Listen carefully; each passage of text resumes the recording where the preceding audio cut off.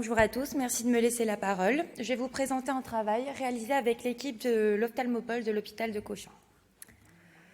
Donc, l'opacification capsulaire postérieure, PCO, est la principale complication de la cataracte, bien qu'elle soit en diminution, 10 à 30% des cas selon les séries, depuis l'apparition des implants acryliques hydrophobes à bord carré.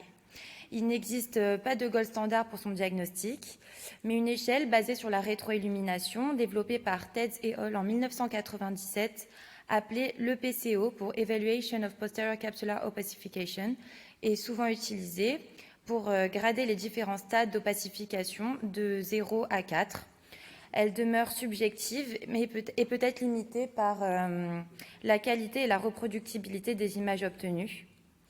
À présent, il émerge des instruments de plus en plus précis, tels que l'imagerie de segments antérieurs multimodale, et notamment l'OCT Spectral Domain et Swept Source. Nous nous sommes demandé quelle était la place de l'OCT de segments antérieurs en utilisant le CASIA 2 Swept Source dans la quantification de l'opacification capsulaire postérieure. Nous avons réalisé une étude pilote monocentrique descriptive en recrutant de manière consécutive des patients opérés de cataracte non compliqués sans antécédents ophtalmologiques. Pour chaque patient, nous avons pris une photo en rétroillumination à laquelle nous avons ajouté des coupes d'OCT Swept Source transversales centrées sur plusieurs méridiens et sur la capsule postérieure.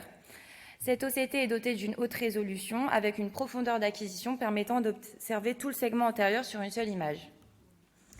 Donc pour chaque patient, afin d'observer la capsulose, nous avons pris sur une coupe les 6 mm du YOL que nous avons divisé en 4 parties égales pour mesurer l'épaisseur au centre, puis à 1,5 mm de part et d'autre du centre.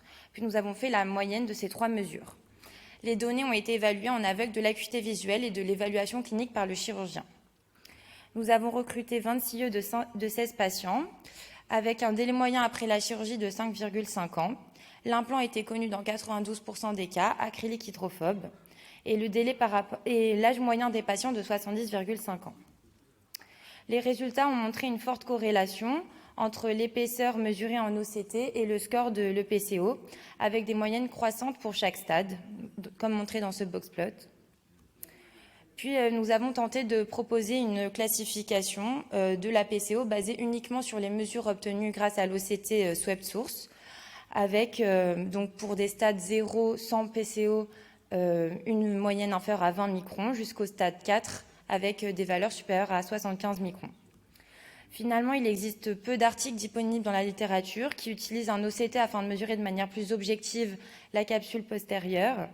Et une étude récente a montré l'utilisation d'un OCT Spectral Domain pour le mesurer.